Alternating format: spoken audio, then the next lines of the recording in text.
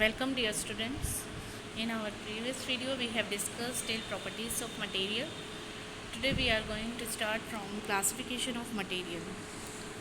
The material are classified on the basis of certain properties such as appearance, मतलब कैसा दिखता है material, shiny है या डल है. सेकंड, हार्डनेस और सॉफ्टनेस, हार्ड है या सॉफ्ट है. थर्ड, सॉल्युबिलिटी और इनसॉल्युबिलिटी इन वाटर, वाटर के अंदर सॉल्युबल है या इनसॉल्युबल है.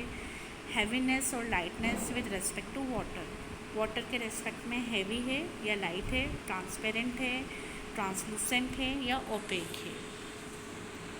Now we will discuss all these different methods for the classification of material in detail one by one. First, classification of material on the basis of their appearance.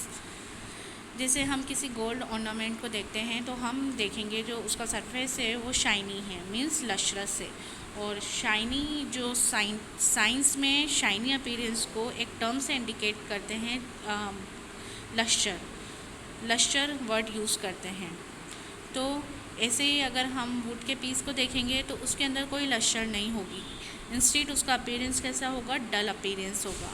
So on the basis of their appearance all the materials are classified into two groups: materials having lustre or shining appearance and materials having no lustre or dull appearance.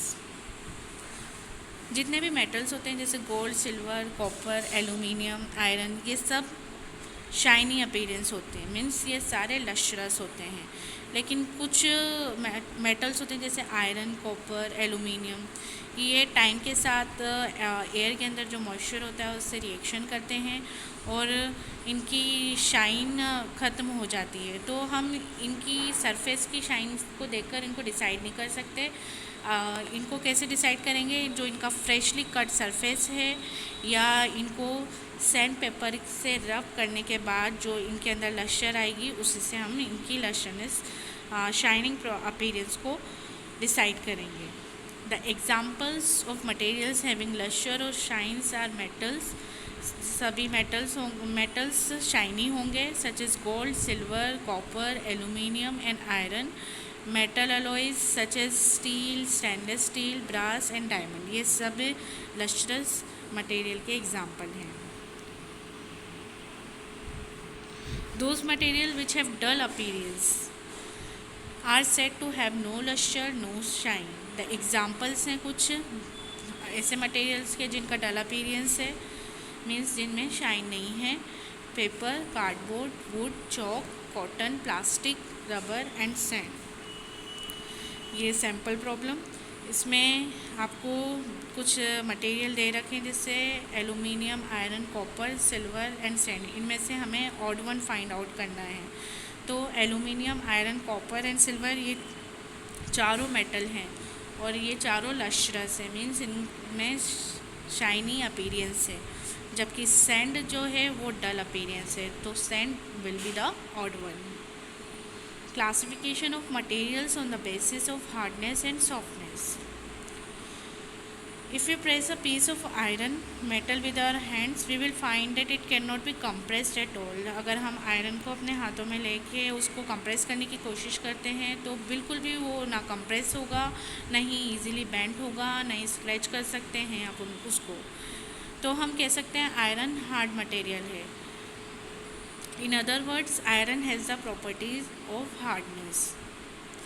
On the other hand, if we press a piece of sponge between our hands, ऐसे ही अगर अपन sponge को अपने हाथ में लेकर compress करेंगे तो easily smaller size में कंप्रेस हो जाएगा. A piece of sponge can also be cut, bent or scratched easily. We say that sponge is a soft material.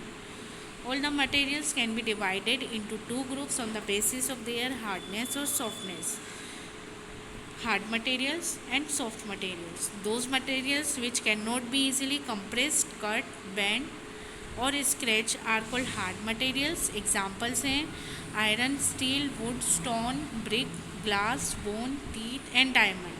And note करें, diamond is the hardest natural material known. ये iron is a hard material, तभी इससे bridges बन सकते हैं. और cotton is a soft material, filling purpose के काम में आता है. Those materials which can be easily compressed, cut, bent or scratched are called soft materials. Examples are sponge, cotton, wool, foam rubber, candle, wax, butter, chalk, clay, flour, feathers, skin and tomato.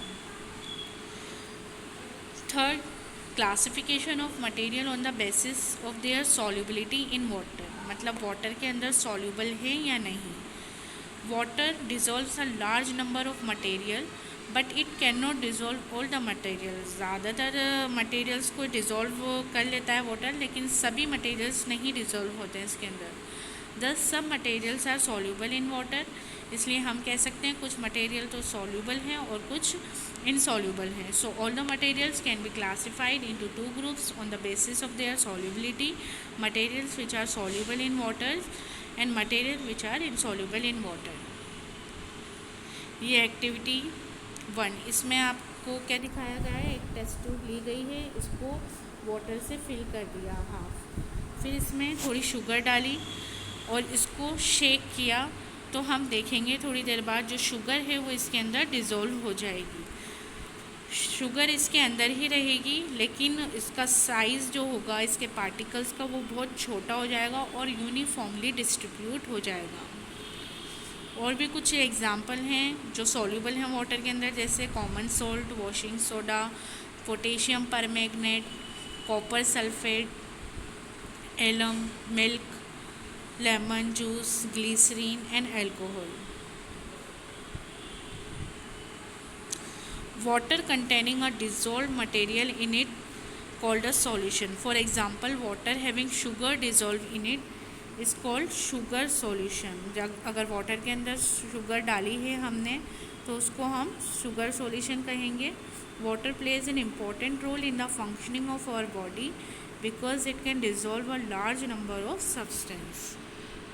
We now take another test tube and fill it half with water and add half a spoon of sand in it. Second activity में हम क्या करेंगे, test tube लेंगे, उसको फिर से half water से fill कर देंगे, फिर उसके अंदर सैंड डालेंगे, फिर उसको शेक करेंगे और थोड़ी देर बाद हम देखेंगे जो सैंड है उस वाटर के अंदर डिज़ोल्व नहीं हुई. इंस्टेड वो उसने क्या किया, जो उसके बॉटम है उस पे जाके वो इकट्ठी हो गई. From this activity we conclude that sand is a material which is insoluble in water. Some more material, कुछ और मटेरियल हैं जो इनसॉल्यूबल हैं, जैसे चॉक पाउडर, ये भी क्या करेगा बॉटम पे जाके इकट्ठा हो जाएगा. सोडस, सल्फ़र, गिलास, plastic, paper, floor, wax, mustard oil, groundnut, coconut oil, kerosene and petrol. In activity 2, we will discuss the solubility of some liquids material in water. ये हमने एक्टिविटी परफॉर्म की थी. इनमें हमने जो सब्सटेंस था, हमारा जो मटेरियल था वो हमारा सॉलिड फॉर्म में था. अब इसमें जो एक्टिविटी 2 है इसमें हमारा मटेरियल लिक्विड फॉर्म में रहेगा. जैसे ग्लिसरीन का जो फिज़िकल स्टेट होती है वो लिक्विड होती है और इसका वाटर के अंदर ये सॉल्यूबल होती है. और जब लिक्विड्स वाटर के अंदर सॉल्यूबल होते हैं तो उसको हम मिसिबल विद वाटर भी कहते हैं. और कुछ एग्जाम्पल भी हैं जो वाटर के साथ मिसिबल हैं, और मिसिबल उन्हीं को कहेंगे जिनका स्टेट लिक्विड होगा, जैसे milk, lemon juice, vinegar and alcohol. ऐसे ही ऐसे लिक्विड जो वाटर के अंदर सॉल्यूबल नहीं होते हैं उनको इमिसिबल कहते हैं. इसका एग्जाम्पल जैसे ऑयल. हम क्या देखेंगे, जब हम वाटर के साथ ऑयल को डालते हैं तो 2 लेयर्स बन जाती हैं. अगर फॉर इंस्टेंस हमने मस्टर्ड ऑयल डाला वाटर के अंदर तो हम क्या देखेंगे, we will find that 2 separate layer of water and mustard oil in the test tube are form. Water being heavier from the lower layer, water heavy होता है तो लोअर लेयर में रहेगा, और जबकि मस्टर्ड ऑयल है वो लाइट होगा तो वो अपर लेयर में रहेगा. This shows that mustard oil does not mix up with water. और ये क्या है, इनसॉल्यूबल है मस्टर्ड ऑयल या इमिसिबल है वाटर के साथ. ऐसे ही groundnut oil, coconut oil, kerosene, petrol, ये सब इमिसिबल मटेरियल के एग्जाम्पल हैं. We will now discuss the solubility of gases in water. Some gases dissolve in water, whereas other gases do not dissolve in water. In other words, some gases are soluble in water, whereas other gases are insoluble in water. Oxygen gas dissolve in water, that is, oxygen is soluble in water. The plants and animals which live in water use the oxygen dissolve in water. जो plants और animals होते हैं जो पानी के अंदर रहते हैं वो इसी dissolve ऑक्सीजन को respiration के लिए काम में लेते हैं. Thus oxygen gas dissolved in water is very important for the survival of animals and plants that live in water. ऐसे कार्बन डाइऑक्साइड गैस भी वाटर में डिज़ोल्व कर सकती है. That is, carbon dioxide gas is also soluble in water. The plants which live in water use the carbon dioxide dissolved in water for the process of photosynthesis. There are however some gases which does not dissolve in water. इनके example हैं जैसे nitrogen and methane. Here is sample problem. Classify the following material on the basis of their solubility and insolubility in water. इनका solubility test करके आप पता लगा सकते हैं. जैसे soluble material जो water के अंदर soluble होंगे और जो insoluble होंगे उनको अलग लिख देंगे. ऐसे sample 2 में find the odd one out from the following: sugar, salt, sand, copper sulfate. इसमें शुगर, सॉल्ट, कॉपर सल्फेट ये सॉल्यूबल हैं जबकि सैंड जो है इनसॉल्यूबल है, तो ऑड वन सैंड हो जाएगा. Fourth, classification of material on the basis of their heaviness और lightness. Some materials are heavier than water whereas the other materials are lighter than water. In science, the heaviness or lightness of a material is indicated by the term density. A substance which is heavier than water is said to have higher density than water, whereas the substance which is lighter than water is said to have lower density than water. So, all the materials can be classified into two groups on the basis of their density: material which are heavier than water, and second, material which are lighter than water. In order to find out whether the material is heavier than water or lighter than water, we put a piece of the material in a vessel containing the water. कैसे पता लगाएंगे कि light है या heavy है water से? The material which sinks in water, अगर वो पानी के अंदर डूब जाएगा तो वो हैवी रहेगा वाटर से. ऐसे ही अगर वाटर के सरफेस पे वो फ्लोट करेगा तो वो लाइट होगा वाटर से. यहाँ एक्टिविटी आपको दिखा रखी है. जैसे आयरन नेल को हमने बीकर में पानी भरा, उस आयरन नेल उसके अंदर डाल दी तो वो क्या होगी, वाटर के अंदर सिंक हो जाएगी. तो इट मीन्स ये वाटर से हैवी है. ऐसे ही वुडन ब्लॉक लेंगे और उसको वाटर में डालेंगे तो हम क्या देखेंगे कि वो सरफेस पे फ्लोट करेगा. It means it is lighter than water.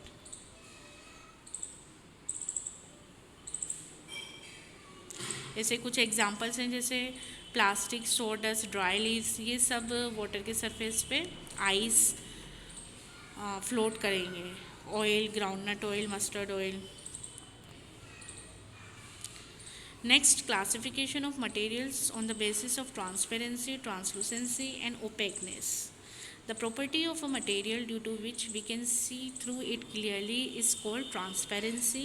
The property of material due to which we cannot see through it clearly is called translucency, and the property of a material due to which we cannot see through it at all is called opaqueness. Means transparent क्या हो जाएगा, जिसके आर पार हम अच्छे से clearly देख सकते हैं, वो ट्रांसपेरेंट मटेरियल हो जाएंगे. ट्रांसलूसेंट मटेरियल मीन्स मतलब कुछ हद तक देख सकते हैं, क्लियरली नहीं देखेंगे लेकिन कुछ कुछ हद तक हमें दिखेगा. और ओपेकनेस मतलब उसके आर पार हम बिल्कुल भी नहीं देख सकते. All the materials can be divided into three groups on the basis of transparency, translucency and opaqueness. Transparent materials, translucent materials and opaque materials. So those materials through which we can see clearly are called transparent materials. जैसे for example we can see clearly through a window glass. So glass is a transparent material. Transparent material क्या करते हैं, जितनी भी light होती है उस सारी लाइट को पास कर देते हैं, जिसकी वजह से हम जो ऑब्जेक्ट्स उनके पीछे होते हैं उनको क्लियरली देख सकते हैं. Some of the example of transparent materials are glass, air, water, plastic जैसे polythene.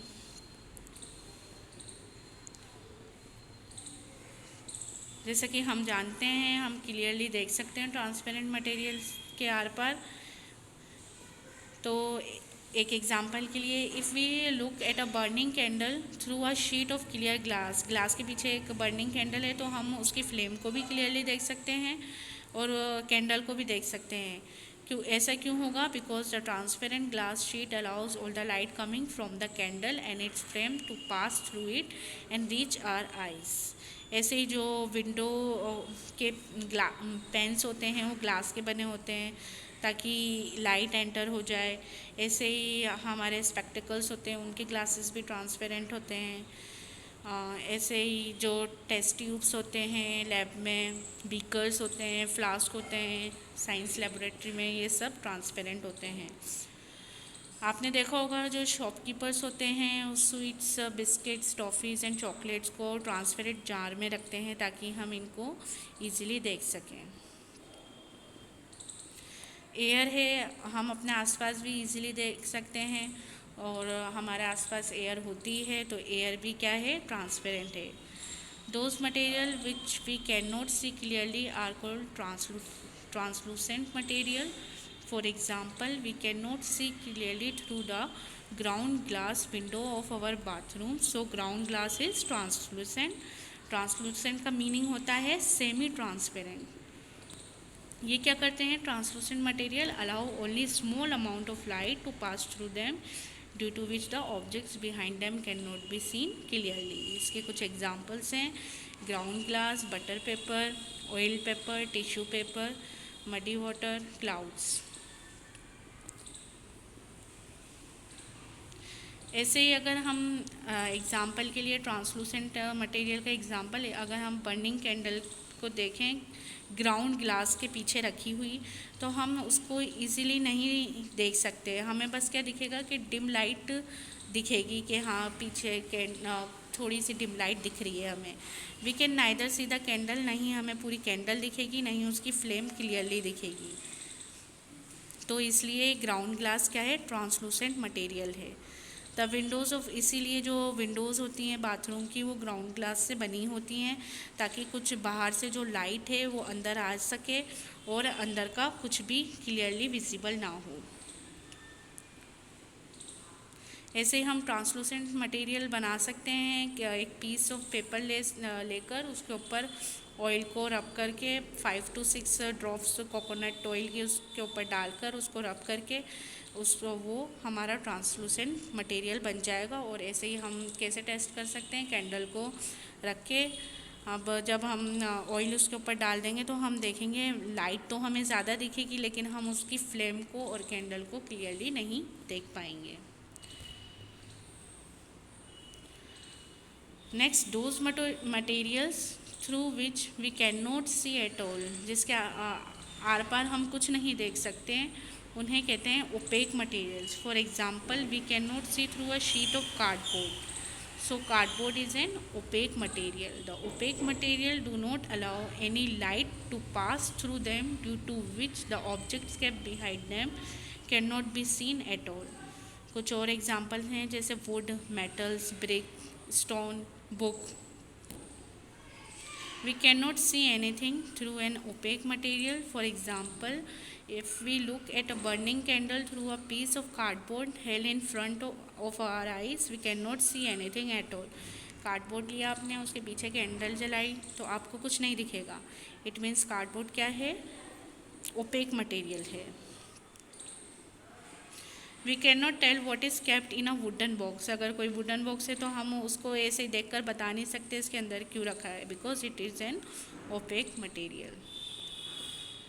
We can also not see behind a wall because it is made up of opaque material called bricks. Activity 5. Let us find out whether the palm of our hand is transparent, translucent or opaque. हमें पता लगाना है हमारे हाथ की हथेली transparent है, translucent है या ओपेक है। ये हम कैसे पता लगा सकते हैं? Take a torch and cover its glass with the palm of your hand in a dark room. Dark room में आप टॉर्च लेंगे और आप उसका ग्लास को बिल्कुल आपके पास पाम के क्लोजली लगाएंगे। Switch on the light of the torch, फिर टॉर्च को ऑन कर देंगे and observe the other side of the palm. दूसरी साइड से आप देखेंगे तो आप क्या देख सकते हैं, फेंट रेड लाइट, हल्की सी रेड लाइट आपकी पाम से आती हुई दिखेगी। So since the palm allows some light to pass, कुछ लाइट तो पास की, इस वजह से ये क्या है, ट्रांसलूसेंट मटेरियल है। ये आपका चैप्टर 4 कंप्लीट हो गया है। Thank you.